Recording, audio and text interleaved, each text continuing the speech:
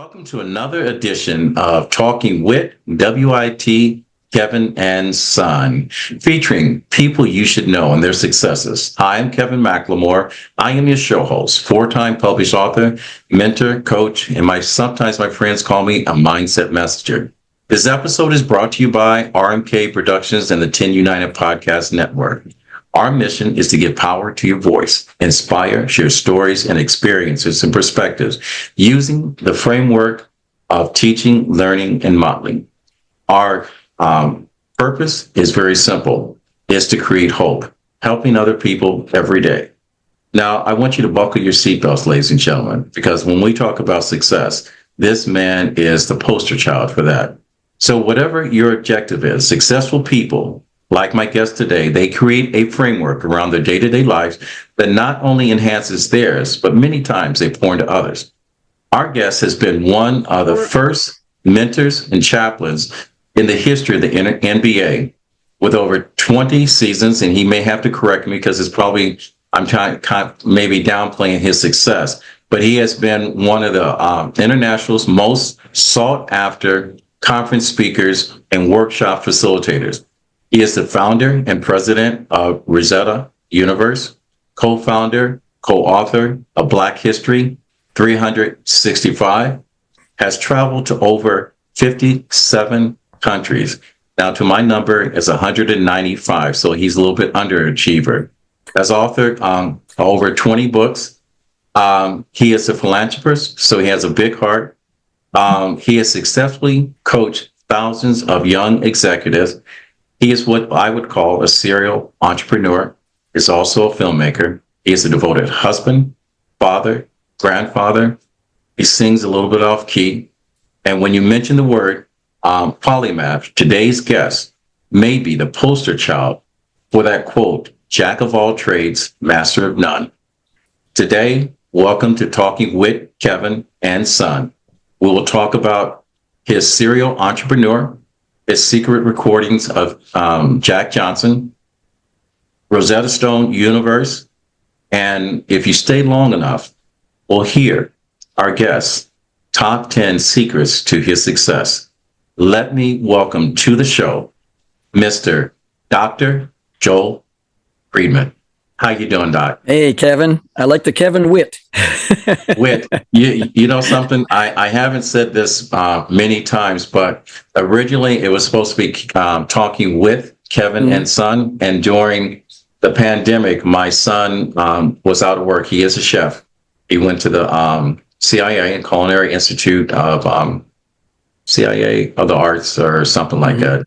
But anyway, I'm screwed it up. But anyway, he was my co-host. And when he went back to work after we came out of the pandemic, it left me with a tag and the brand of Kevin and Son. So I had to leave it that way.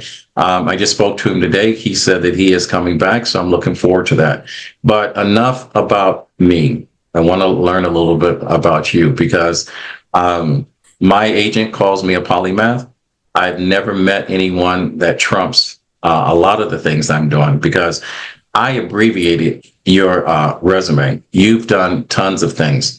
When you look at the fact that filmmaker, you look at the fact that you've been a singer, look at the fact you've been mentor to celebrities and so forth, it's what haven't you done?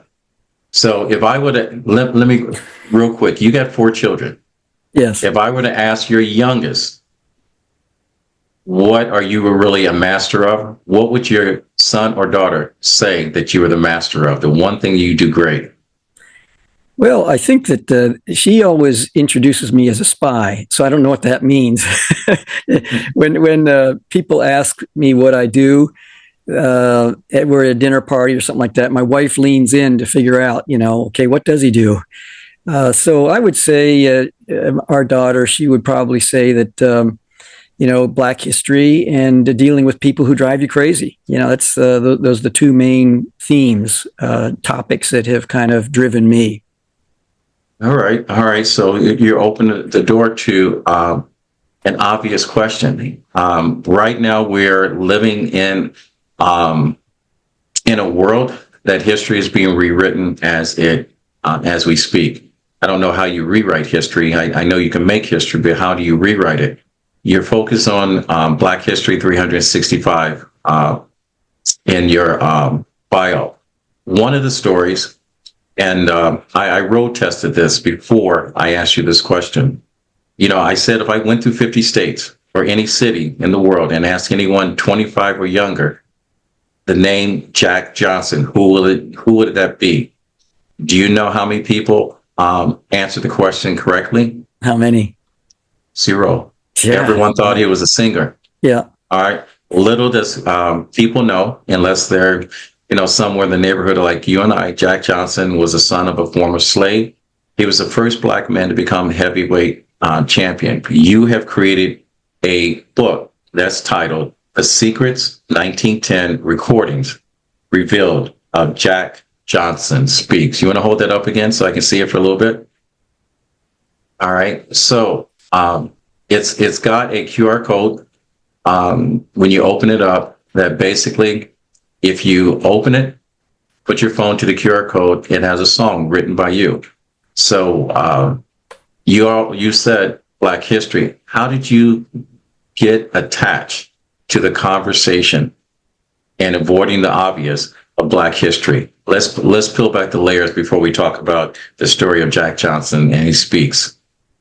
Well, thank you very much, Kevin, for that question. First of all, I'm not a good singer. I'm a terrible dancer and a bad singer. But I write songs. I'm a songwriter and producer, and with a special emphasis on blues.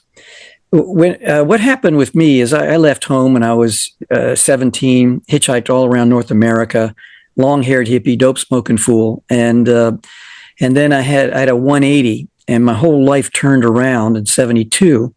And then I'd say it was about 7 years later, I became one of the first chaplains in the history of the NBA, as you mentioned. Now, being around the players, their position in life attracts a lot of insincere people, a lot of people with agendas and, open agendas and not so open agendas. And sometimes they don't know what a person's agenda is until about 7-8 years into the relationship. So I looked young. I was 25 at the time. I looked like I was 15, maybe 16 if I grew a little mustache like you, and wore wingtip loafers. And so what happened was they're kind of like I'm supposed to spill my guts to this guy? Are you kidding me? No way. And little by little, they began to ask me questions that were germane to my position as chaplain, but they were trying to check the seams of my soul to see if I was worthy of their trust, because trust is a huge issue, especially at that stratospheric level in someone in the NBA.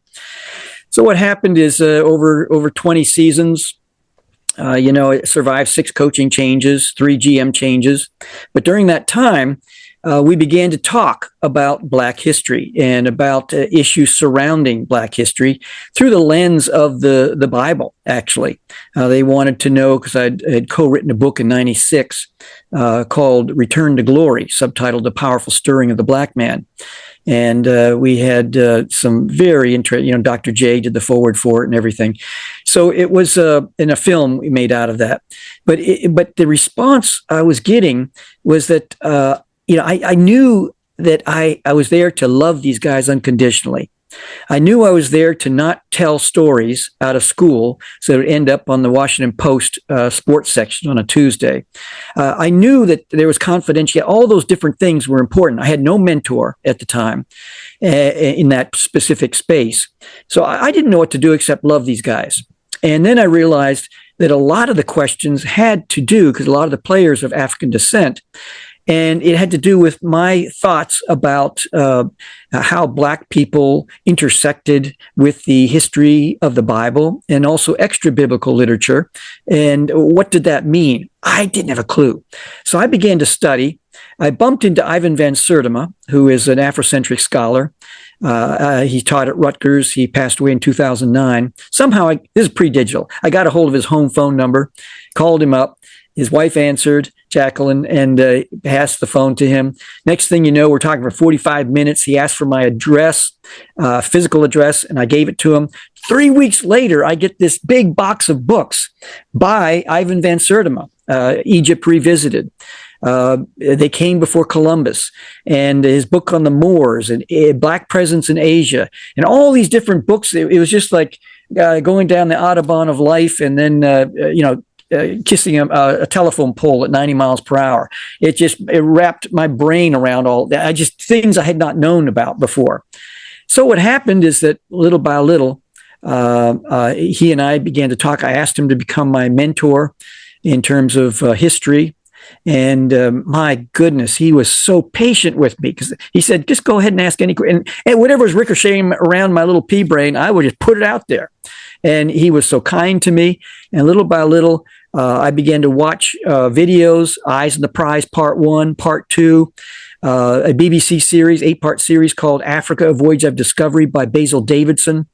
And I would take notes. My wife were here. She'd tell you that I'd be in the living room watching, getting the VHS tapes at the library. And then the kids had to play outside if it's summer. In the wintertime, they had to keep quiet. And I'd be taking notes. I still have those notes today.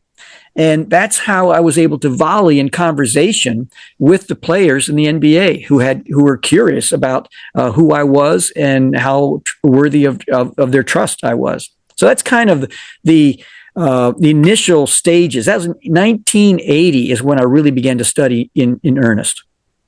And exactly what did you learn about the Black experience, and how did it affect you? Well, I was never a very good student. In fact, I took shop classes. I was not interested in going to college or anything like that at that time. But what happened is that it opened my eyes to things that I had not ever learned before. As we look around the country, in various countries, you just see icons of statues and murals and all kinds of things, even people tagging buses and walls and things like that. And you can see what are important to people. And so I realized, for instance, one time I was down in southern Maryland in Easton, and it had a sign there that said Frederick Douglass was here for a while down this road. So I went down the road, and there was nothing. I had to knock on doors and say, where was Frederick Douglass? Where was he? And what happened is that I began to think, if George Washington was here, you couldn't, the traffic, the icons, the buildings, all of the things around it, you would not be able to hardly get a spot there. And I thought to myself, something is wrong. And I'm a solutionist. A lot of people, I guess you could use the term protest in different ways. And there's wonderful ways to protest in public, peacefully protesting over something, as Frederick Douglass said in so many words, that power does not give up easily. There's protest involved in making successes and making gains in society where injustices are very clear and sometimes not so clear to the average eye. But what happened is that I just began to protest in different ways. I'd say, okay, where is there an issue? And I took a look at the Black hair care and beauty industry and began to think, why is it that it's controlled over 90% by the Asian community? I'm not mad at the Asians. I'm just wondering, I'm just this kid asking why, what's going on? And then I bumped into someone by the name of Annie Malone. It's all through the gateway of history for me. And I built a collection because I'm not that great of a student in studying and getting a degree. I don't have a degree in history at all, but I'm a collector. And if you know anyone who's a collector, you first have to know what you're looking for. You have to educate yourself. And then when you see something that maybe even the person selling it doesn't understand the gravity, the historicity of what they're offering, you have to know what you're looking for. When you see it, well, the bells go off, ding, ding, ding, and then you act like, I don't know if I'm interested. And you kind of go through the negotiation process of acquiring it. And so everything, when I would study about different people, about Phyllis Wheatley, about Fanny Kemble, Booker T. Washington, W.E.B. Du Bois, Jack Johnson, you name the names, most of them, I then decided I want to have a touchstone to these individuals. In order to have a touchstone, I had to study about them. I had to learn about them. I then had to know where to go, who to talk with, who were the rare document dealers. They then gave me provenance. They gave me background. And it became a situation where little by little, my body of knowledge began to grow from 1980 on. I was just a babe in the woods in 1979. But in 1980, I began to gain these, oh, that's why that happened. Okay, this is what happened. That it all began to come together. So 1980, and here we are in 2025. How many years is that? That's 45 years or so of studying day after day after day, and then helping Dr. Walter Milton to fulfill his dream of developing a Black History curriculum, K through 12, called Black History 365. We're now in at least 500 school districts around the country. Once again, there's a gap in the education system.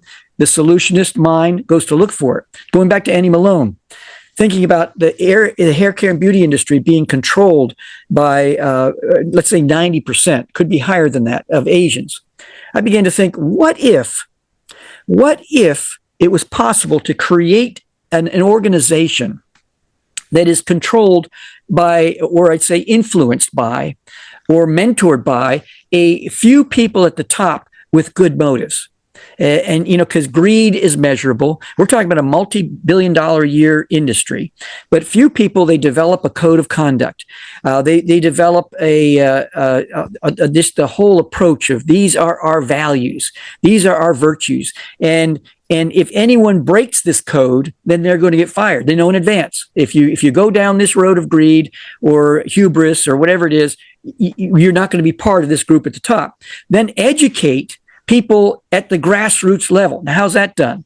Well, hardly anyone really knows about Annie Malone. She was the mentor to Madam C.J. Walker. And so in 1906, she began to, she trained Madam C.J. Walker. And then little by little, you can see this empire building with Annie Malone. She's mentoring and building this huge organization of over 75,000 women who are like Mary Kay, Avon ladies, all around the country and into North America and the Caribbean. And then when a woman would work with her for 5 years, she'd give them a diamond ring as a thank you. If she found out that a woman had a bank account, she would then say, hey, here's a little money to put in your bank account. She found out she caught a woman that had just bought a house. She'd say, here's a little bit of money to help with your house. This was an age when men were hired last and fired first. And it was changing the game of helping young kids to get shoes, a knapsack, whatever it is, books, to be able to be educated. And so what happened is that in 1926, her taxes alone were close to $40,000. Now, if you're paying $40,000 taxes today, even, you're doing pretty good. And right. So to do that in 1926, the impact that this woman had, and my whole idea was to resurrect her legacy, to reanimate her legacy, and kind of like a good housekeeping seal of approval. Any goods, any services, once your fingernails done, they got to have the good housekeeping seal of approval of Annie Malone on that seal. If you want to buy a comb, want to buy products, and it has to have the seal. So at the top down, developing clicks and bricks, developing products that are aqua based. Because we know in the industry, women can last about 15 to 17 years. Their lungs can only handle that much doing using the chemicals in hair straightening. We know the predatory lending process is terrible. And so all of these different things are need to be addressed. And at the bottom, educate people. How do you educate?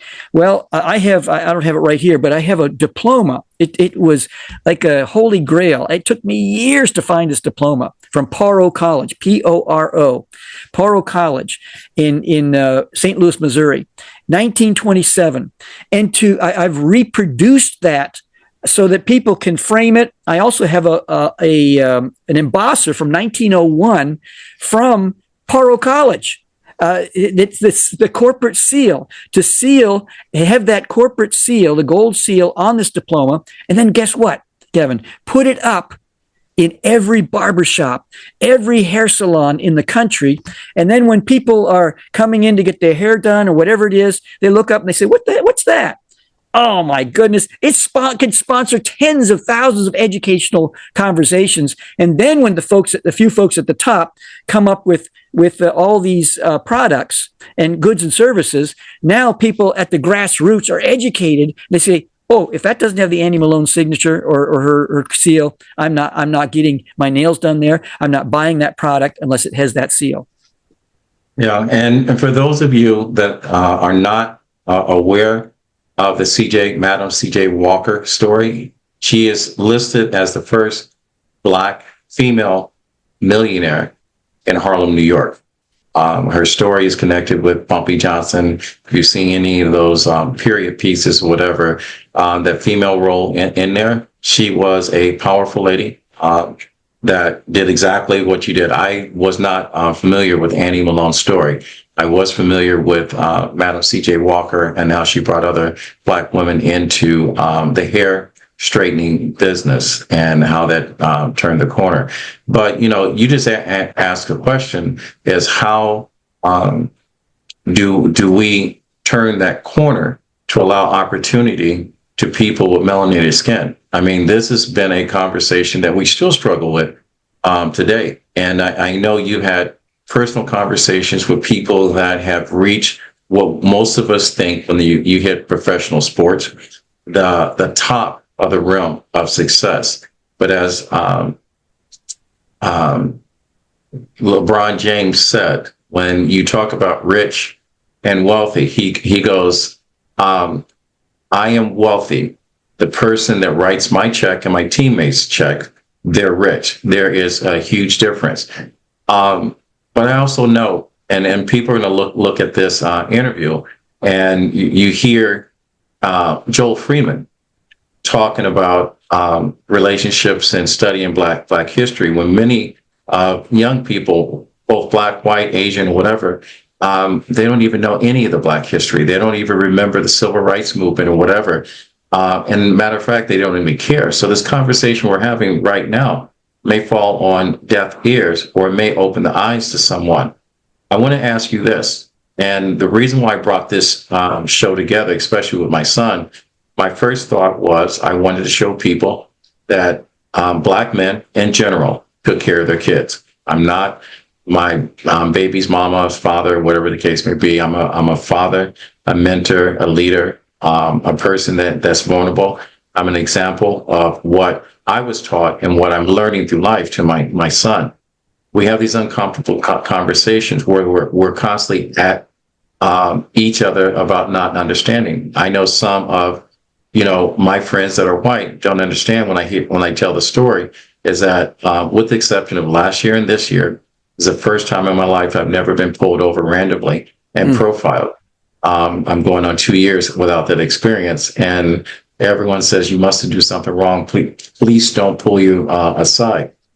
Being an NBA, you have an experience with a white athlete that the Black athlete, especially during that time, does not experience or share the same experience, even though they share the same court. Tell me about a conversation, and I'm going to ask you this because since you opened the door, of a conversation, you don't have to mention the athlete's name, that made you uncomfortable when you heard the story. Yeah, one comes to my mind, and I won't mention the athlete's name, but you would know it. Anyone would know it. A friend of mine, he was in New York. He's a chaplain, an NBA chaplain. And he was, this athlete came into town and called him up and said, let's go for dinner. And so when they were at dinner, the small talk about the weather and, whatever, the finals, whatever was going on, they're talking about it. And then finally, the athlete sat back and crossed his arms and said, so what's the deal? What's the deal? My friend is Hispanic. And he said, what do you mean? What's the deal? He said, what do you want from me? Now they had known each other for at least 9, maybe 10 years in all, close to a decade of knowing each other back and forth. And my friend, paused for a moment and he said, well, I understand why you're asking that question. But he said, I'm pissed off that you're asking me that question after all we've been through.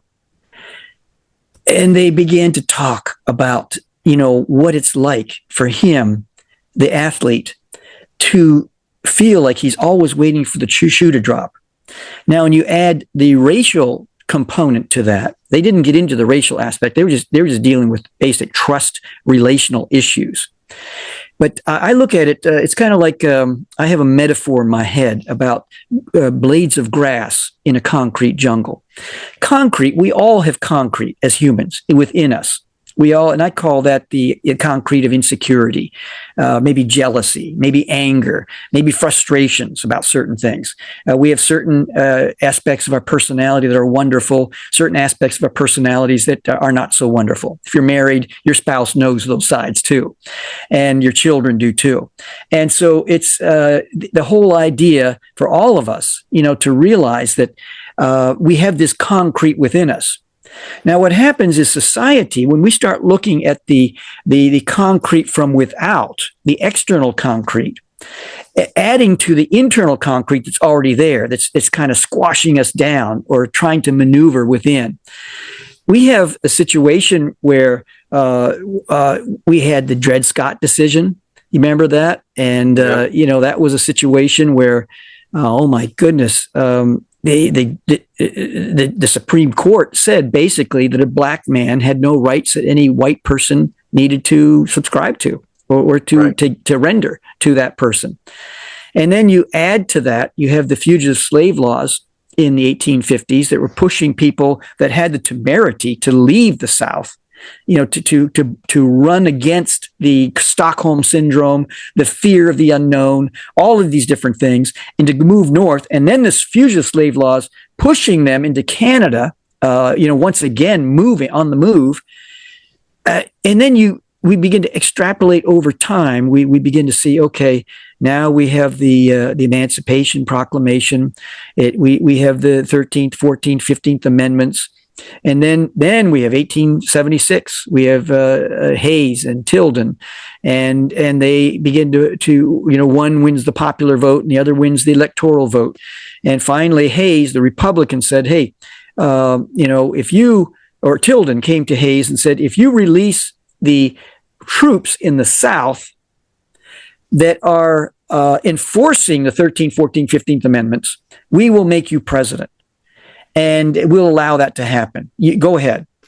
That's what he did. And all hell broke loose. The lynchings. When you see the lynching numbers after 1876, 77, 78, and going into the early 1900s especially, they spike. They go crazy. Because then we have the red shirts in Carolinas.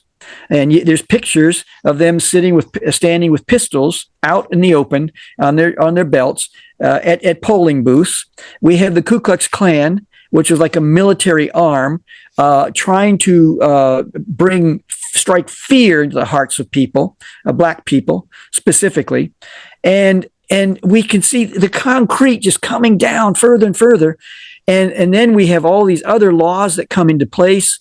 And then Plessy Ferguson, we have now in the 1960s, the Civil Rights Act, the Voting Act, all these different things changing.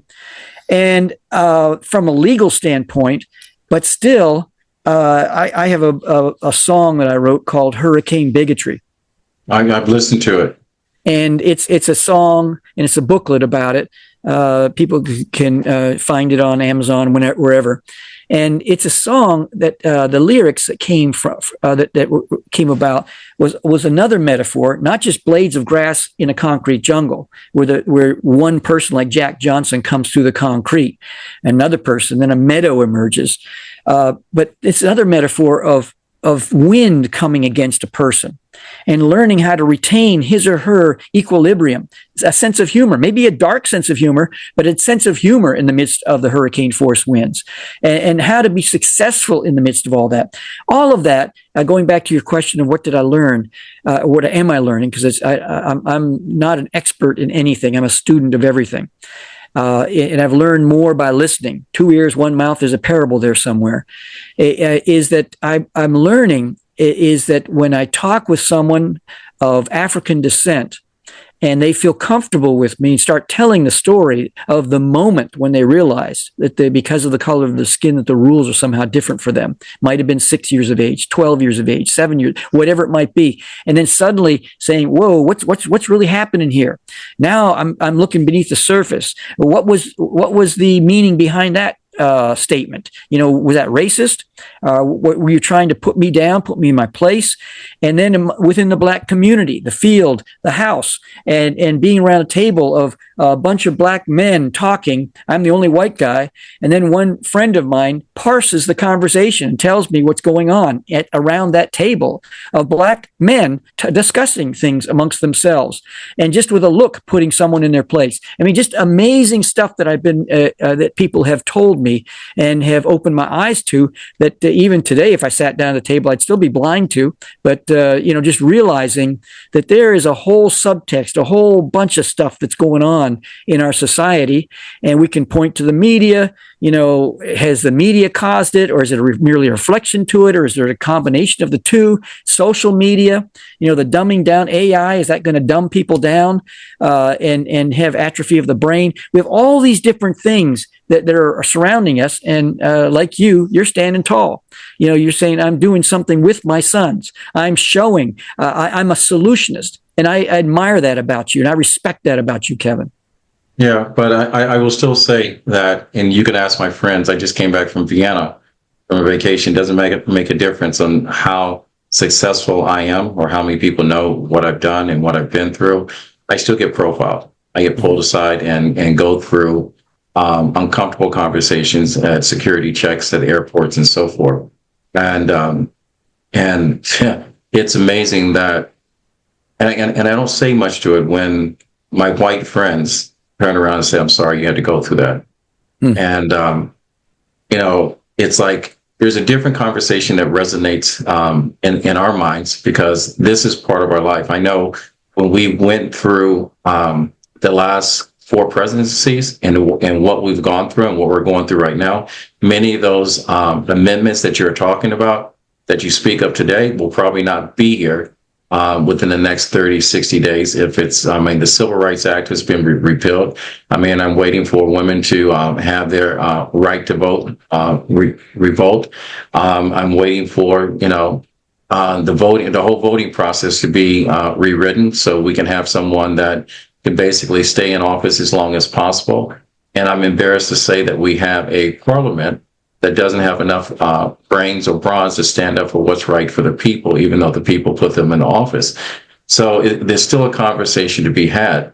And it's a conversation amongst myself that you have been privileged to, and you may not have been privileged to the whole total experience. Now, I'm going to peel back because I want to go ahead and say your experience and your historic storytelling of Jack Johnson. And I want people to understand and know the story of Jack Johnson. There's a movie called The Great White Hope that has been out there that depicts that. I don't know how accurate you may think it is, but Jack Johnson, because who he was, defied back in the days in 1903, everything that normally would get him lynched for, he stood up. He was a Black man that beat up white men that got in the ring with him. They brought out James Jeffrey, came out of retirement, and they called him the Great White Hope. He was the person that was supposed to put Jack Johnson in his place. The Mann Act was created because he found love in someone that didn't share the same hue as his skin, and people took offense to it. He flaunted the fact that he was able to do something that most free Black men couldn't do, even though he was a descendant of slaves. So going to that story, and I'm going to tie it into what's going on with our athletes today and what people are going through right now with races coming together. And I think right now we're trying to keep everyone divided so we know who is in our corner and who that we need to eliminate. That my interpretation could be totally wrong. But go back and tell me your relationship and your interest in the Jack Johnson story, and just bring up some of our young people, this amazing athlete, and what life was like based on your interpretation. Well, once again, my touchstone was something historical, an artifact in this particular case. And here is this is not the real one. I don't take it out very much, but this is the a representation of the record of Jack Johnson back in 1910. What happened is that Jack he had a situation where he went into New York not long after his time, the fight of the century, and he went to New York to the it was the phonograph company of Columbia Records, and he went in as probably I can't remember the name. It was probably an Edison Berliner carbon microphone he was speaking into 1910, and he made this test pressing of his thoughts and feelings about the 5th to the 15th rounds. And so what happened is that we were able to take it off of analog, put it to digital. Some of the words were unintelligible from 115 years ago. And so my son, who's in the video game industry, he was able to run it through AI, strengthen, resurrect, reanimate some of those words that were unintelligible. And now we have, I think, about 99% of the words pulled together.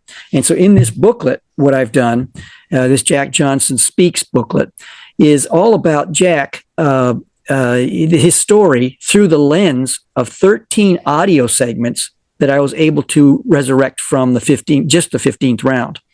And so when Jack says, he starts off with, he said this is his first statement. He says, round 15 was the round that Jeffries met his Waterloo, and a great round it was. Now, what I did in that one is here's a man that came from the 12th Ward in Galveston, which was a mixed area, but very poor. He left home when he was about 12, and he found his way around the country and around the world with his fists. And here he's talking about Waterloo. He only went to school up to 5th grade. And so what I did is I talk about his intelligence and how he went after knowledge, how Victor Hugo became one of his favorite authors, and some other authors. He could quote Shakespeare. He learned French and Spanish, of course, English, and he was able to work his way around France and Spain and Mexico and all these different places. Next statement was, I fought with all the courage, with all the science and genius combined that I had in me. So I take those three words, courage, science, and genius, and I break that down, what that meant. First, we have the courage. C.S. Lewis says that courage is at the base of every character quality. In other words, it takes courage to forgive. It takes courage to be kind. It takes courage to persevere. And so once a person understands the essence, in the DNA of courage, it affects everything else that they do. And then the science, we go into the sweet science of boxing and how he stood on his back foot like a bare knuckler, and how he caught blows, because even the fight of the century is supposed to be 45 rounds, and so they only went 15 rounds, but he came out of his whole career with his face as pretty as Muhammad Ali. How did he do that? He was taller than most, but he caught their blows, and he used a lot of inside work. And then the genius, I'm not going to go into all that, but it's all in the booklet. And then I go into 10 different war strategies, his 10-point war strategy before the fight and after the fight. And I call it When Impossibility Collides with Resilience. Now, why do I bring all this up? Because here's the story of Jack Johnson. I can read about it in textbooks, but I pursued, for me personally, looking for something that is a touchstone to Jack. Now, all of a sudden, it brings Jack alive. It animates him in my mind, in my heart, because I have to prepare myself to make this purchase, this acquisition of this item about Jack. I need to know what I'm getting. I need to understand what was happening and why this is so important, and then to be able to bring it out to other people to understand how to put it in a way where young people, for the first time, can read. This booklet is 32 pages. Right. Why did I put it in 32 pages? Because most books are read on the toilet, and that's the truth. And also in the back, because you hand someone a 200-page book and they're going, oh, thanks, I don't know if I'll ever get to it. There is not a 1-to-1 ratio with books. And then in the back, there's QR code that takes people to incredible amount of bonus material. This book should have been 120 pages.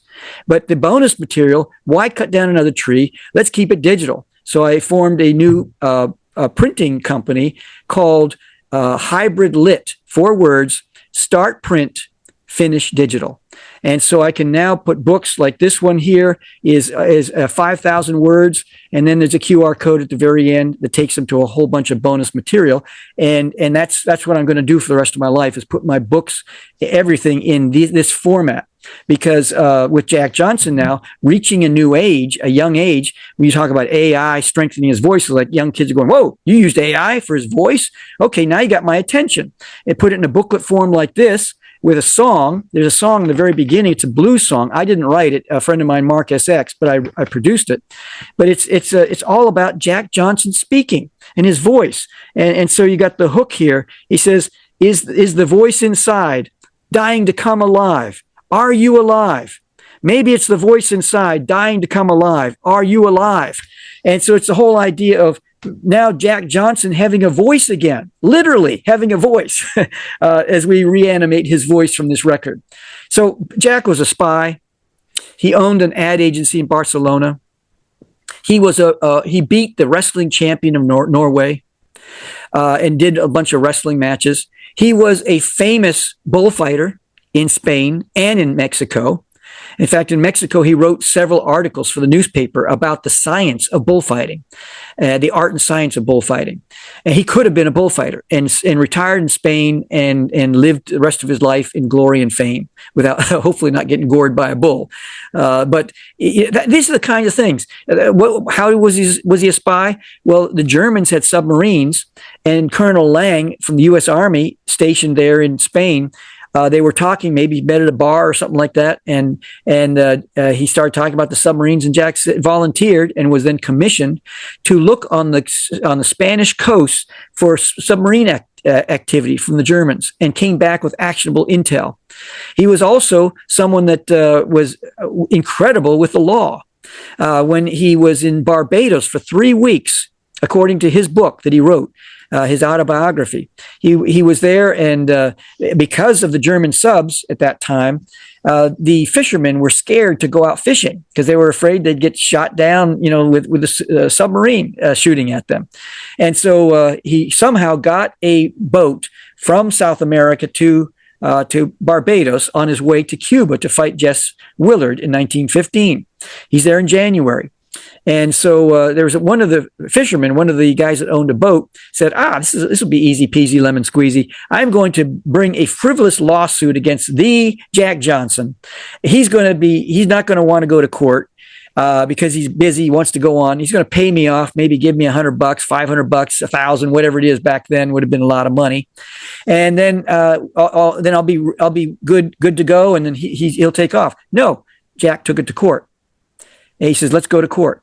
And he said, then he searched around the island for a lawyer that he felt had the timber to handle the case, and could find no one that was up to his standards. Whatever that standard was pretty high, must have been.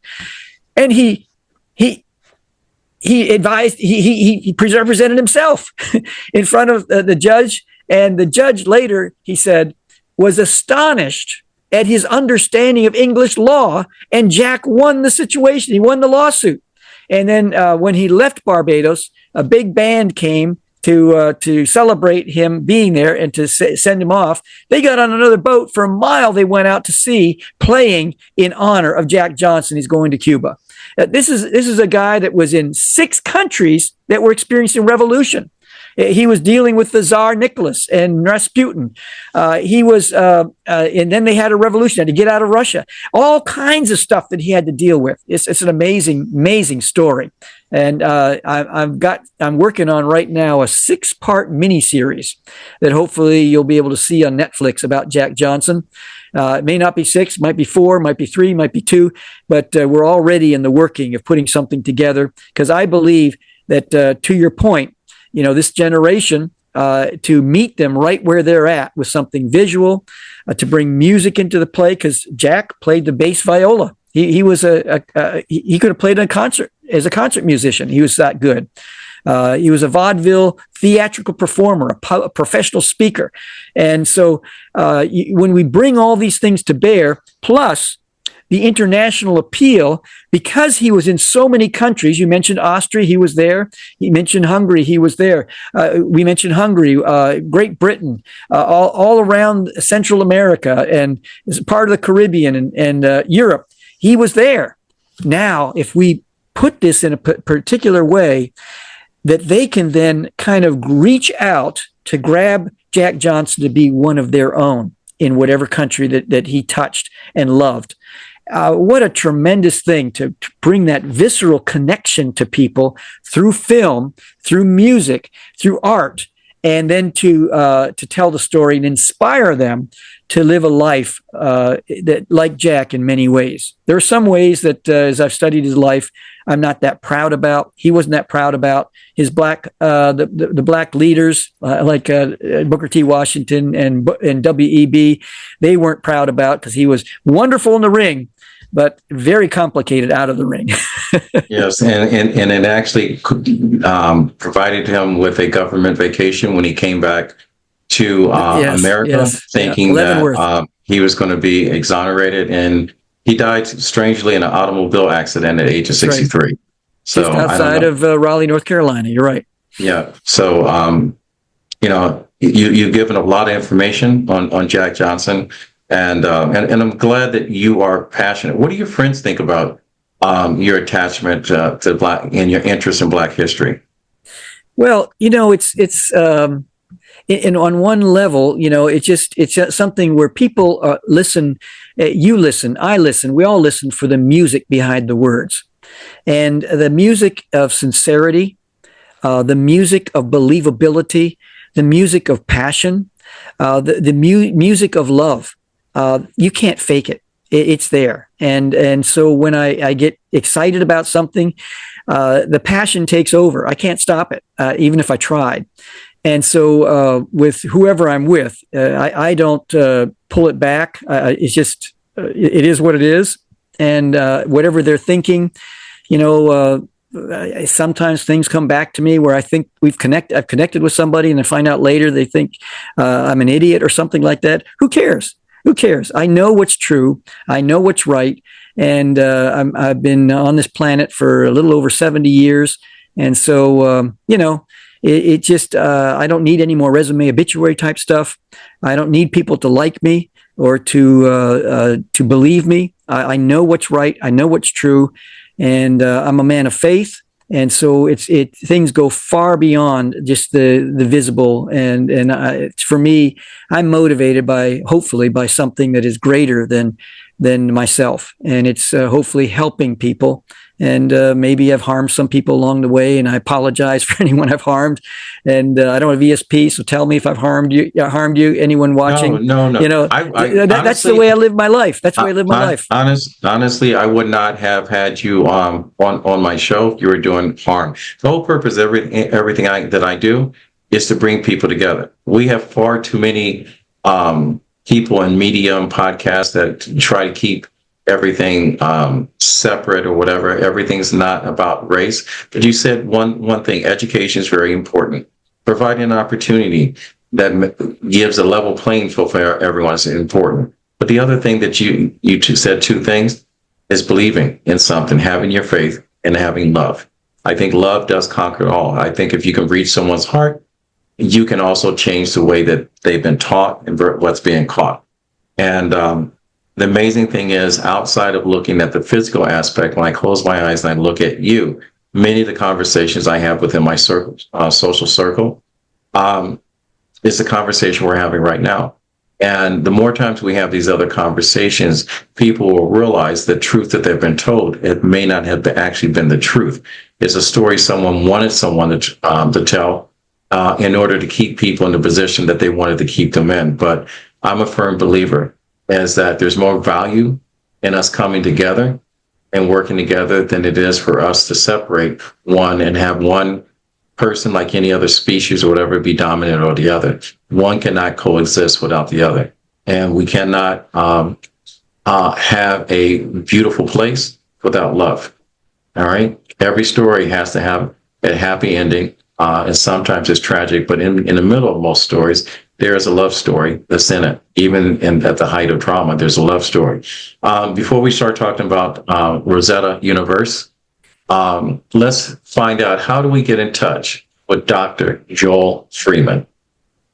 Well, I would say that since we've been talking about Jack Johnson, there's jackjohnsonspeaks.com, 3 words, jackjohnsonspeaks.com. And then my personal website is 4 words, Joel, Joel, joelspeaksrealgood.com, joelspeaksrealgood.com. All right, joelspeaksrealgood.com. And for those of you who are listening, I've had conversation with Joel off this topic. He is a wonderful and he is a good soul. Many people like him have been overlooked and forgotten, but this is a story that had to be told. And that's the reason why Joel is here. Now, hopefully I don't make you laugh. Until I started reading your book and doing some research on it, I always thought Rosetta Stone was the learning how to speak another language. I did not know that in Egypt there was actually a stone that had hieroglyphics, things that's written on it that documented history, things to come, war strategies, and so forth. Tell us how you came about and discovered the mysteries of Rosetta Stone. Well, thank you very much. Just like very few people know about Jack Johnson or Annie Malone, very few people really know about the Rosetta Stone. And what really keyed my interest, I'm the only person that I know of in the world that has created a full-size 3D replica.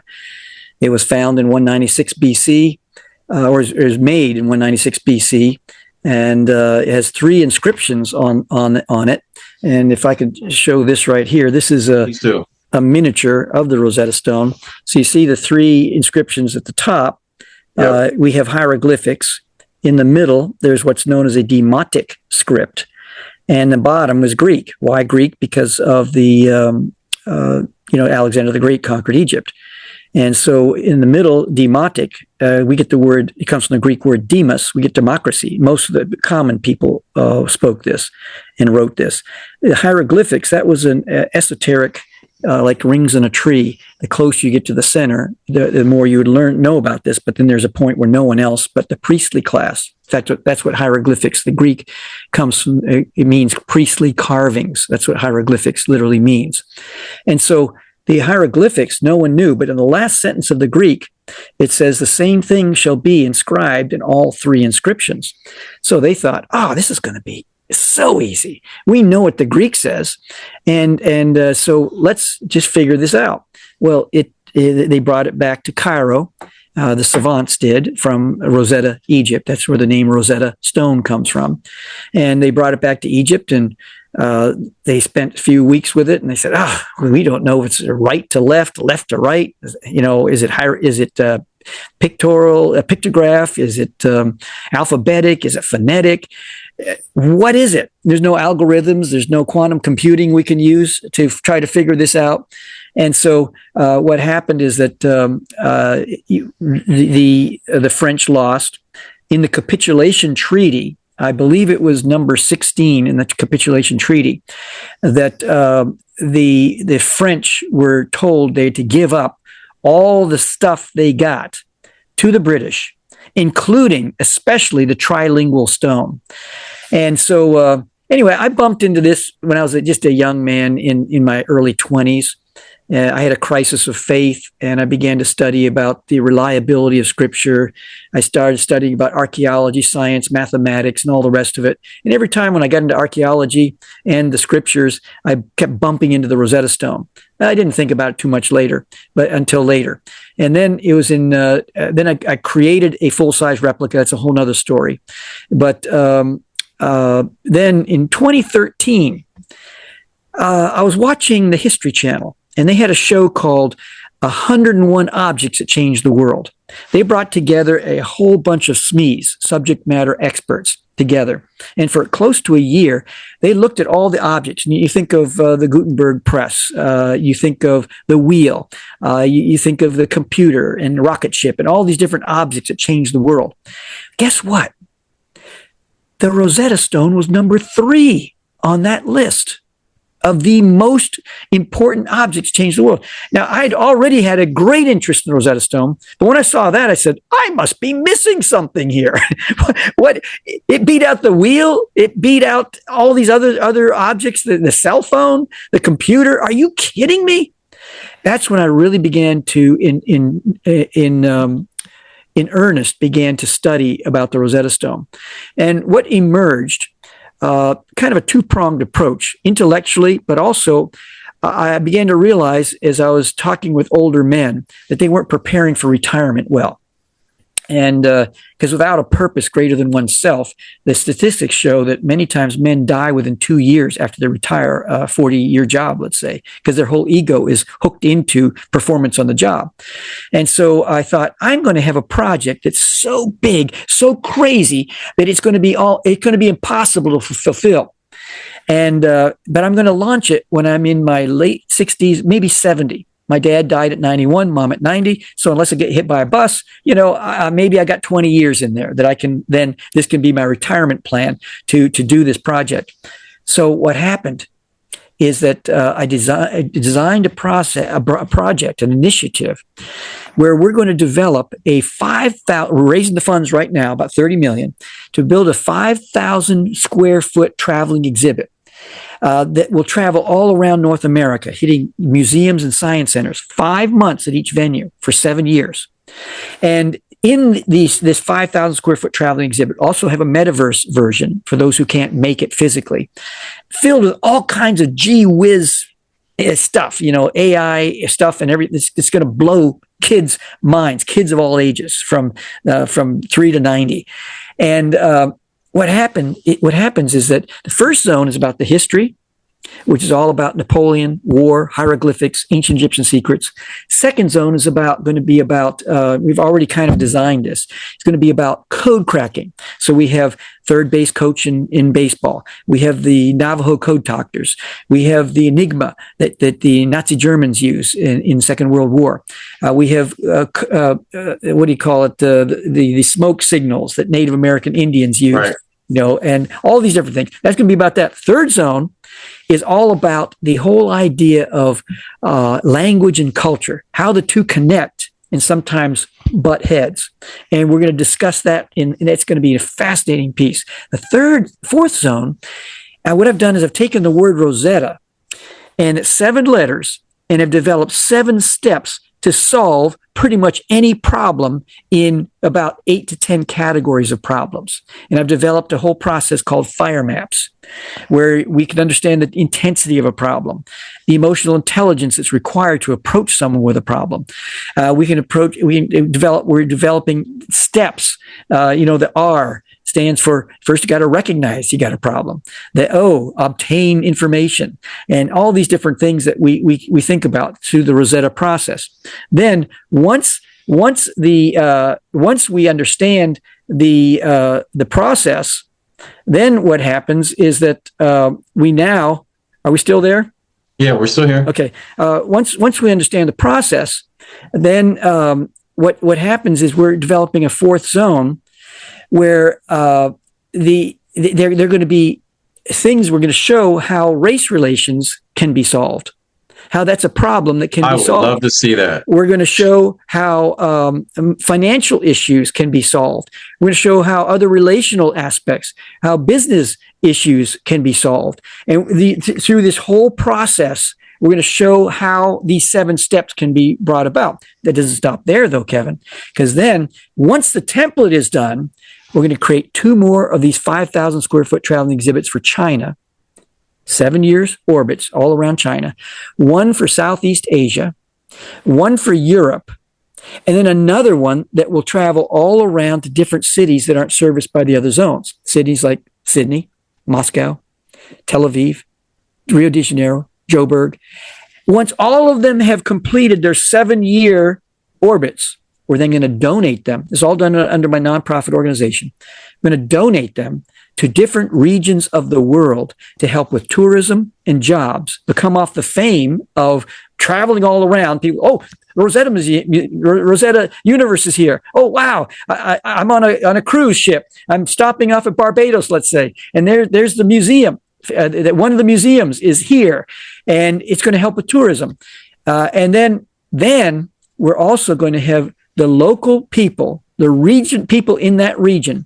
We're going to do is we're going to have them develop a solutionist institute where they identify the top 25 problems in that region of the world, and then using those 7 steps, going about solving them. You know something, I am blown away. One, by your philanthropy, your kindness, and also I'm excited about what you're doing. I'm so excited because I have a cruise coming up. I have 2 cruises, and one of them has to do with education, raising $5 million to eradicate sickle cell. I'm looking for people to come on that cruise and do just what you do. If you want to launch Rosetta Stone in front of 3,700 people, I would love for you to be a guest on that cruise to do that.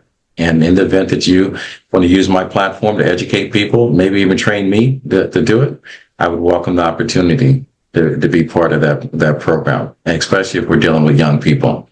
Well, let's talk offline about that and just see what emerges.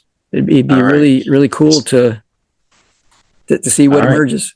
Well, I want to talk about the secrets to your success, because you have actually 11. I counted 10. But we'll probably get to 11 of them. And I want to make sure everyone knows you've been hugely successful in your life. Most of the times people want to talk about your failures, but I'm the person, I don't take before. I only live in the now. So whatever happened after, I won't be here to tell that story. So I don't look back. I'm always looking directly in front of me. Everyone has a secret to their success, or a motto that gets them up, that keeps them going, that keeps them moving or whatever, and keeps them for stepping on the landmines and staying there until life blows up on them. So I want to go ahead and one, ask you the question again. How do we get in touch with you? Through joelspeaksrealgood.com, Joel, Joel, speaksrealgood.com. And then for the Rosetta process, rosettauniverse.com. That's Rosetta, Rosetta, universe.com. And you have more than 20 books.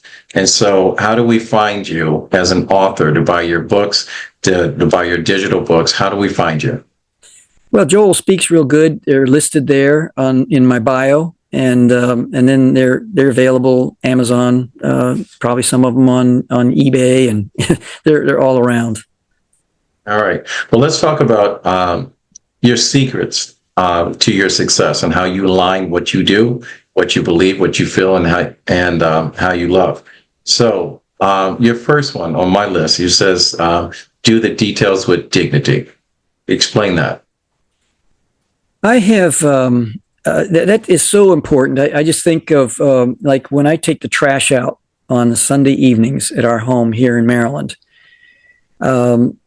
It's just to do it with dignity. It's not like, oh man, I got to take the trash out, or I'm going to be sweeping this floor, or I've got to clean the toilet, or I've got to paint this room.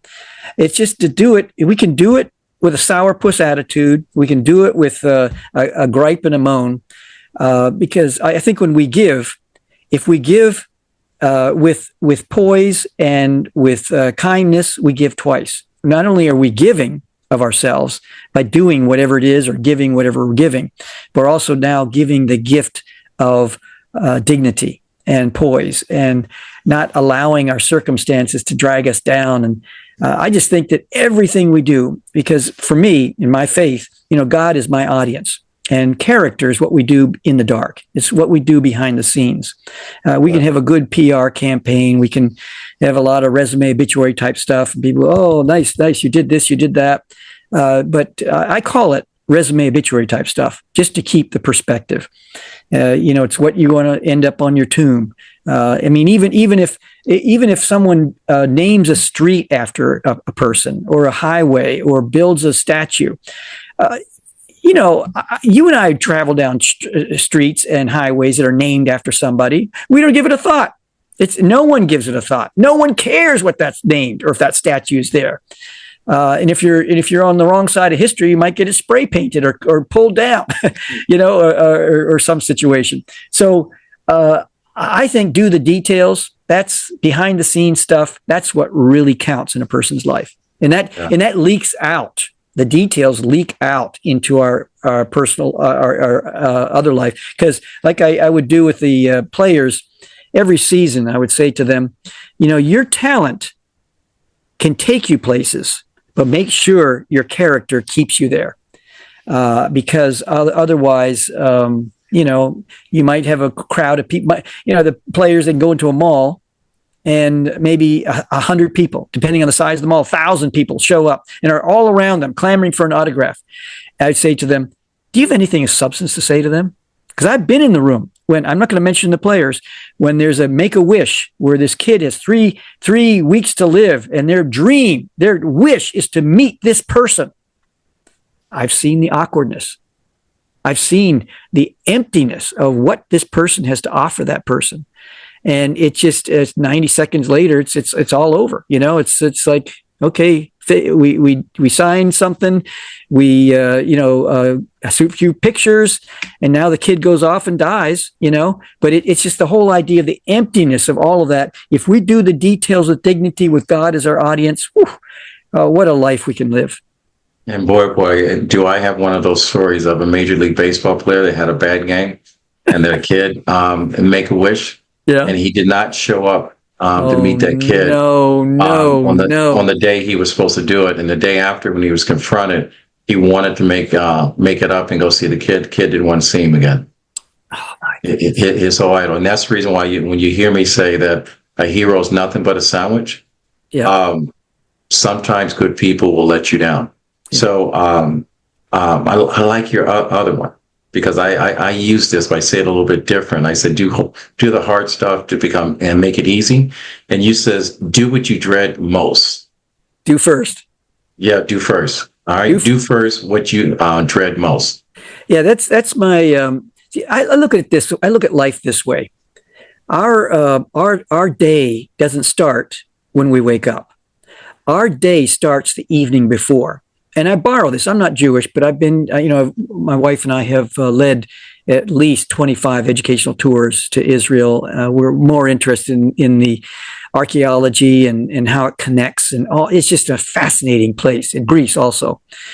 But you have Shabbat in the Sabbath, where when there are 3 stars in the sky that can be discerned by the naked eye, the rabbi then says, now Shabbat has started. It's Friday night. And so the next day has started the night before. So I start my day the evening before in the last moments, just as I'm flickering in between, in and out of consciousness before I don't know how that works, where you're thinking about something, then you're asleep and you wake up and how did that happen? But I just think about, I'm like an Olympic athlete. I put my feet in the stocks and I get ready. And there is there's the seer, the prophet Isaiah in Isaiah 50 in verse 4. He says, wake my ear in the morning so that I can have a word in season to those who are weary. Now it's not written as a prayer. I've taken it and reformed it as a prayer. That the night before, I want to be looking to the next day. So the first moment of consciousness that I have a word in season. It might be my spouse, my wife. It might be one of my kids I see first. It might be someone calling me. I wake up with my phone ringing. But have a word in season to those who are weary. So to get back to what, the first in the morning starting, I'm a list evangelist. I believe so much because as an entrepreneur, you don't see the end result of things very quickly. Sometimes it takes 20 years for an idea to be fulfilled. Sometimes 7 months, sometimes 7 weeks, sometimes 7 days. But I don't see the end result right away. So for me, I write things down and then I cross them off. But I look at them hierarchically. What is the thing that I hate the most? I don't want to do. Maybe it's make a phone call. Maybe it's write an email that's uncomfortable. Maybe it's having an uncomfortable conversation with somebody. Whatever it is, I'm going to do the heavy lifting first, because then I don't want that waiting for me, throughout the rest of the day. And my camera is going crazy. I have one of these stupid cameras, and I apologize for that. Keep talking. But what happens is that all of the different things that come around. I'm going to see if I can bring this around to. Keep talking. Okay.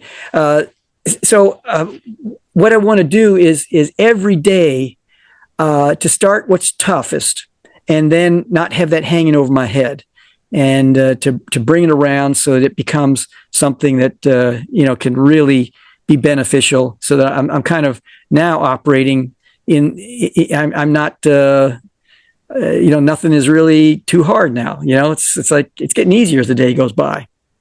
Now, how do you explain this part of it on your list? When you become lazy, it's disrespectful to those who believe in you. Okay, how does the picture look? Does it look okay now? You look fine. Remember, this is a live show. Okay. We don't have to narrate any mistakes. That's right. So say that again. You wrote down, when you become lazy, it becomes disrespectful to those folks that believes in you. Oh, man, that is such an important statement, because there are people that do believe in us, rightly or wrongly, that are inspired. You have had situations where people will call you up or write you a note and say, you're an inspiration to me. How did you make it through that tough situation? So I just think it's important that there's times we want to quit. There's times when it seems unbearable. It seems like it's not worth it. It seems like this is ridiculous. Well, why am I even putting myself through this? I'm too old for this. Those kind of excuses. And excuses are like a hot dog. They're skin of a reason stuffed with lies. And you just have to persevere. And if for nothing else, there's someone that might be, if I quit, or I just say, I'm not going to do this anymore, and then someone says, wow, I really thought you're going to make it through that, and sometimes you never know who that person is. Sometimes they just observe. I've had people, I remember I was doing a lot of videos way back in the early, just when digital was just coming on. I was on YouTube, and there were people, they're putting doxing videos, Joel Freeman destroyed. I had about 10 or 12 of those, some supremacists. I don't know what they were all about, but they were trying to rip me up one side and down the other. And so what happened is that I later, I dealt with it. I won't tell you how I dealt with it, but I dealt with it. And so I want to ask how you dealt with it. No, you don't. I won't say it publicly. But what happened was they later on, like 10 years later, I had someone reach out to me saying that they'd been watching what was happening on YouTube. And they said, I've been watching you. I never met him before. And here's someone who's watching me. That is the kind of stuff I'm talking about. Yeah. And the reason why I asked you that, because Deion Sanders, one of his coaches, and I will tell you, and I'll publicly say it, I love what Deion Sanders has done throughout his college coaching career. I love the fact that he's done some things that other coaches haven't done.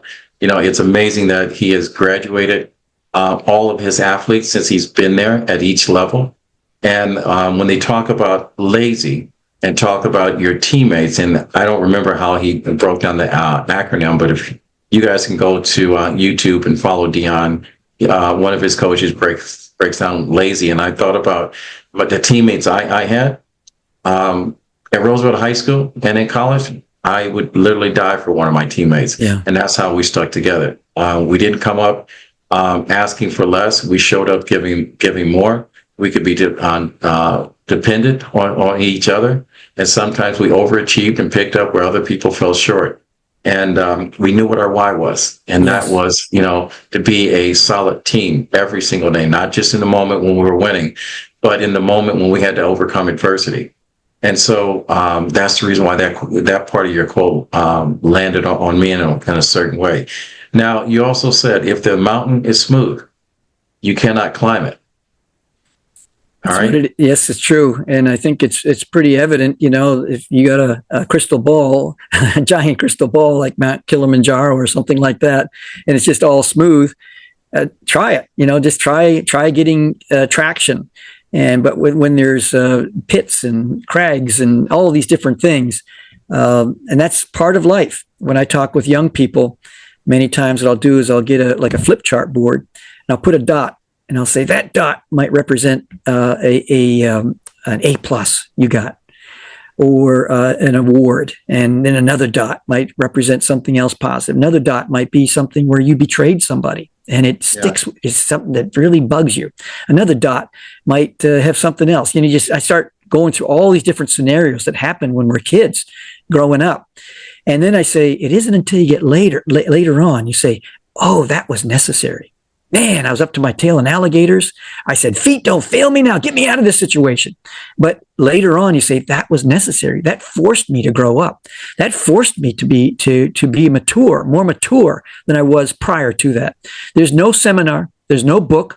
There's no preaching that can change us in that way. It's going through it. And so smoothness to me is not something to be achieved. It's the roughness, it's the crags, it's the difficulties. Those are the things that make life so meaningful. And persevering through them.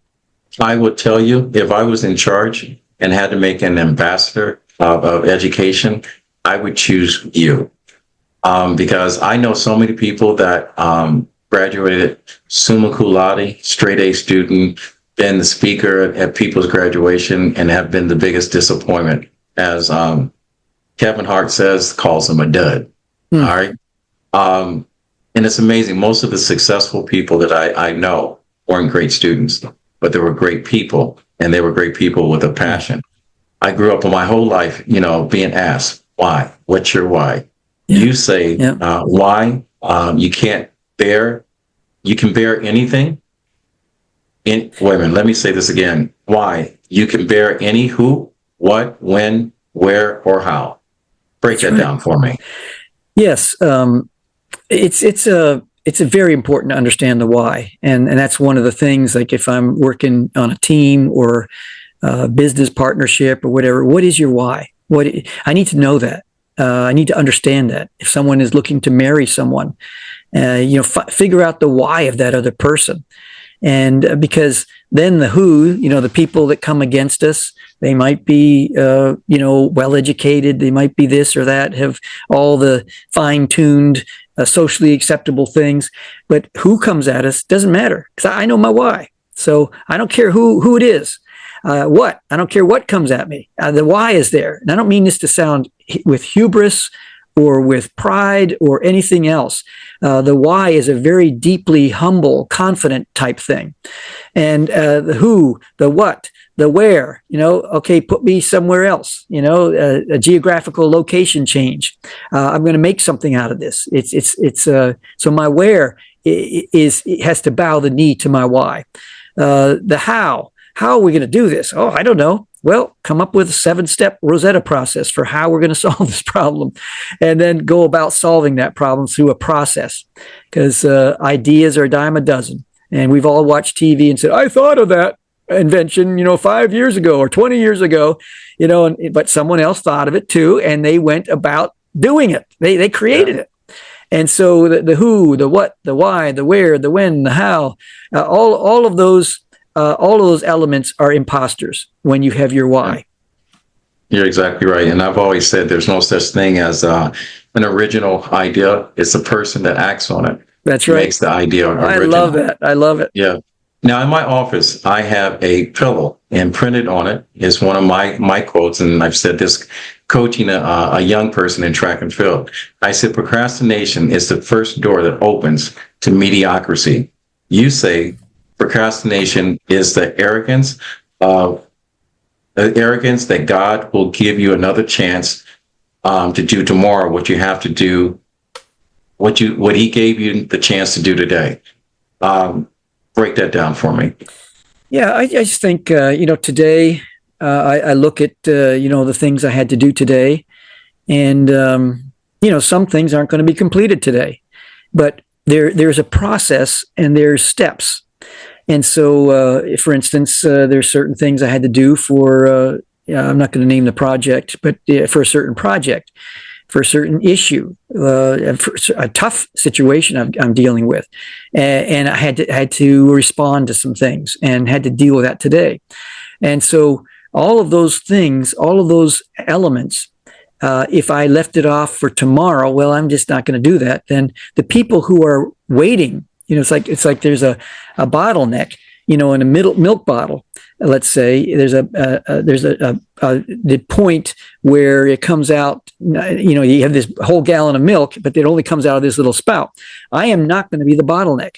I use the HPP, the hot potato principle. And that simply means that anything that's in my hand, I get it out of my hand as quickly as possible. I treat it like a hot potato. And so that way I am never going to be the bottleneck. If I'm on a team of people, I'm never going to be the one that's the bottleneck. Like we're waiting on Freeman to get whatever he's got done, and we proceed. I'm not going to be that guy.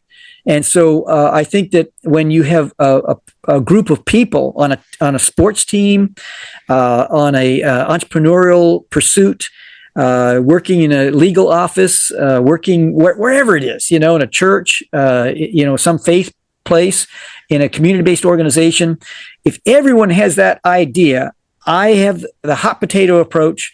I am not going to be the bottleneck. I am not going to wait till tomorrow. It's going to be done today. If you want to get something done, look for a busy person. If you look for a lazy person, it's not going to get done. It's always going to be excuses. And so, that's kind of the way I look at life. Today is yesterday's tomorrow, definitely. Now, I'm going to ask for your permission. I'm going to steal one of your quotes in my coaching, my teaching, which is your very last one. I said 10. There's actually 11. It says, seek first to understand before seeking to be understood. I always tell every podcaster I teach, become a professional listener. Avoid your biases. And I'm going to tell you that when I first read your bio, especially the Jack Johnson story, the 365 in Black history, and then when we finally met, the same thing that has been done to me in my career is that when people talk to me on the phone and they finally meet me, they go, I thought you were white. And when you popped up, I'm going, how's a white guy know Black history?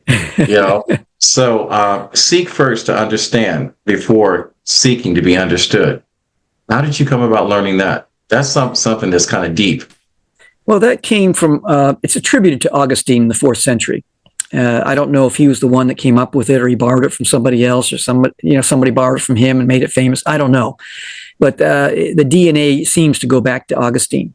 Now, what happens here is that when we seek first to understand, it's 2 ears, 1 mouth. There's a parable there somewhere, to listen at least twice as much than speaking.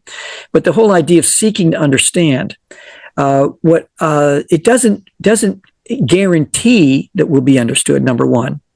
Number two, it doesn't preclude the need to be understood, but it reveals that there's a chronological sequence if we're ever going to be understood. And you talk about marriage, raising kids, being a kid to parents, or being a parent to kids, being an uncle, an aunt, a grandparent, whatever it might be, a next door neighbor, someone in the faith community, whatever it is, we're always going to bump up on situations where we're not understood.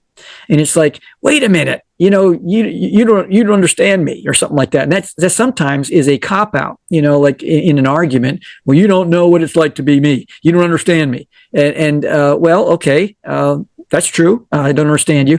But the whole idea is, and I'm speaking euphemistically here, not just you, Kevin, but the whole idea here is to seek to understand. It simply means, and I put this in the context of, let's say, a white guy and a black guy trying to get to know each other. And so they're team members on a team, or they love basketball, football, baseball, whatever it might be, cricket, whatever it might be. And so they can maybe talk about that. Maybe they even dip into politics a little bit. They might even talk about religion a little bit. But then when it comes to race issues, race relations, it's like the white guy, immediately something comes up politically or something like that. And they say, well, my forebears, they're all Irish. And we've had our tough time, the potato famine. We were the offscouring of the world in Boston and all these other places. And so none of us owned slaves. None of my parents, grandparents, none of them owned slaves. And so immediately the black guy's thinking, okay, I can talk politics with this guy. I can talk sports, the weather. But when it comes to this, the black guy, his eyes glaze over and say, well, I know I can't talk about this, because immediately this guy is moving to a level of not seeking to understand. And so what I've done is I over the years, sometimes, it's taken 6-7 years before we go and delve into political issues or religious issues or something like that. But I'm asking questions. I'm trying to learn, trying to understand, seeking to understand. And so it becomes something that it's a life of learning. And then now I think what has happened in my life anyway, now we're at a level where now we can agree to disagree. That's why, for instance, on social media, I refuse to talk about politics. I don't get into religion. There's people, I do sometimes give some things, but there's a lot of people out there doing a much better job of talking politics, religion, and these types of things than I could ever do. Furthermore, what I find is that there's a guy, Brian Molitor taught me this, a friend of mine who is just an expert in professional development and different things around organizational development, things like that. And he said that when you're dealing with an issue that has a high level of complexity, a high level of importance, and a high level of potential impact on relationship, you better not deal with it through email or text. You might not even want to deal with it over the phone. If it's a high level, high on the spectrum of importance, potential impact on relationship, and complexity, you better get in your car and drive to that person, or get on a plane and get to that person. Why? Because only about 7% of communication comes from what we say. About 38% comes from our voice inflection and our decibel level. 55% approximately, I hope my math is right here, but 55% comes from body language. So if there's a high level of importance, complexity, potential impact on a relationship, I better be present with that person, and they present with me, so that we can look in each other's eyes. We're not looking on Zoom. We're not just hearing voice inflections and content of information. We're not just getting a text, because text can destroy a relationship. I hate texting. And so it's the whole idea of realizing that seeking to understand means that we're intentional about it. And if a person gets through life with one, maybe two really good friends, you are blessed. You are fortunate. Many acquaintances, many other people around, but one or two friends, it's hard work having a friend and being a friend. And that's where seeking to understand before seeking to be understood comes into play. Yeah, I am so glad you said that, because matter of fact, there's not a lot of books out there that talk about being a friend. And I learned the hard way. It's like, I've always been one of those people that I've always been there for other people, but I understand what a real friend is allowing someone to be there for you and allowing that to happen. Wonderful experience on here.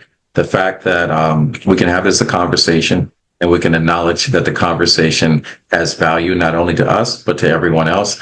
I want to thank you for being such an amazing guest. Thank you. Thank you, Kevin. And you're a great storyteller. I can't wait to see what's on the next page. Again, how do we get in touch with you? Probably the main one would be joelspeaksrealgood.com. JOEL, joelspeaksrealgood.com. I'll tell you a quick joke. Do we got time for that? Go ahead. Matter of fact, I break every podcast rule in there. It's supposed to be 30 to 45 minutes at the most. I basically, if I have a guest that has great content, I don't give a crap what other people think, what other podcasters do. For me to get acknowledged in Vienna, that someone watched my podcast, saying I'm doing at least a good job for one person. Yeah. You tell the joke. Well, to me, it's, I say when I meet another person with the name Joe or Joel, I say, let me tell you something. When I was 15, 16, my name used to be Joel, but my dad knocked the L out of me, and now my name is probably Joe. and they say, I'm borrowing that. But I say that just so people remember it's Joel, joelspeaksrealgood.com. That's all right. And you definitely do that. To my listeners, I hope that if you stayed around long enough, you've enjoyed it. I hope if you've listened to it in 2 parts, I hope you have taken some notes on his secrets to success. I hope you look up the stories of Jack Johnson. I hope your door is open for what's to come with Rosetta Stone, the universe. The universe, yes. Yep. I'm looking forward to that. And I'm also looking forward to having you come back on as a guest to share the next page of your story, and maybe bring on a couple of your kids. I would love the entertainment to see what your kids think of Dad being so smart. Okay. And if you want to take a quick shout out by name and tell you each of your kids how proud of you, of them you are, how much you love them, whatever. Go ahead and take this moment. Yes, David, you're just a wonderful human being. It's not only smart in the area of video game industry and everything else, but you just have such a creative bent on life. Jesse, you are, you just, the way you sing, the way you put music together, and the way you worship God is just so compelling to me, and makes me just want to be closer to God. Jacob, you're in heaven. Jacob passed away about 1.5 years ago, 2 years ago now, and I'm thankful for you, for all the impact. Jacob, when you were here on earth, you could hold court. I don't know how you did it, but when you're in the Navy and everything else, just other people were gravitating to you, and you would hold court. They would bring up any topic.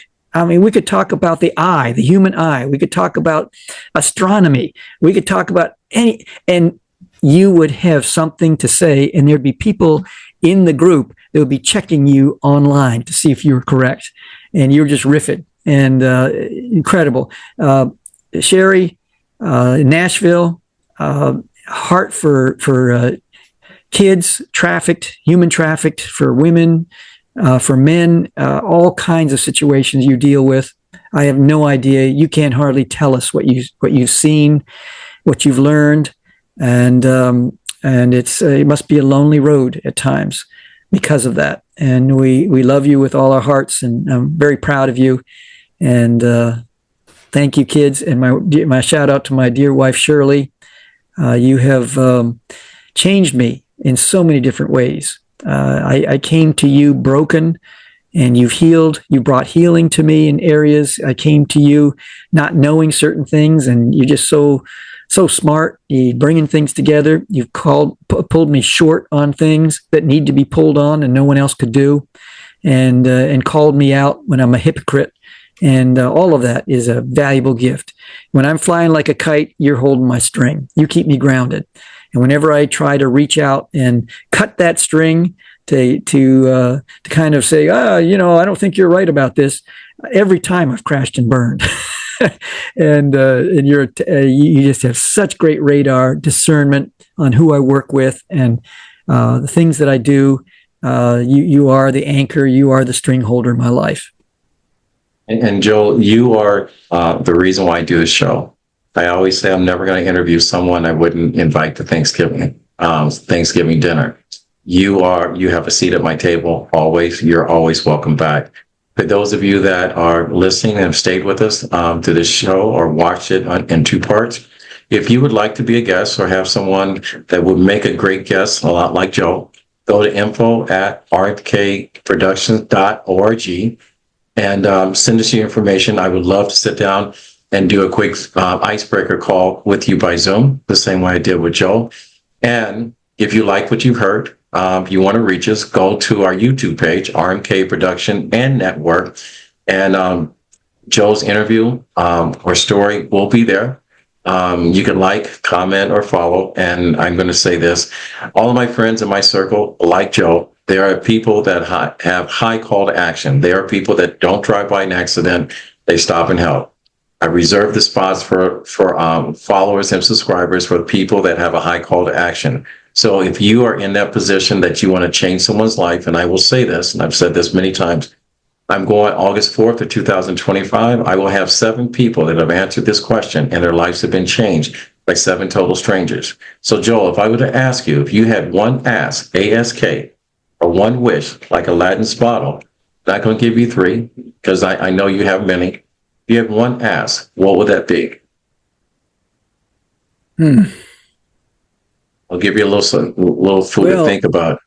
I think I would love for, first of all, a change, just for me to be changed continually and to grow, to be humble in my heart toward people and toward God and toward, just everyone. That would be my ask for myself, for people around me. Just an ask to I'll reply with this. Time reveals everything. Time is the best friend of truth. And just live in the truth. And in time, who you are will be revealed. And to be content in that and to understand that. I'm going to give you something that is free, is love. And thank you for being such an amazing human being. Such a great historian. I've learned and I thought I knew. So I'm always open to learning. And thank you for being an example of what a good human being feels like, sounds like, and looks like. And thank you for just being Joe Freeman. Thank you for being a guest on Talking with Kevin and Son. So again, I turn to my listeners. In order to grow, you have to make some mistakes. To have confidence, you must address your own anxiety.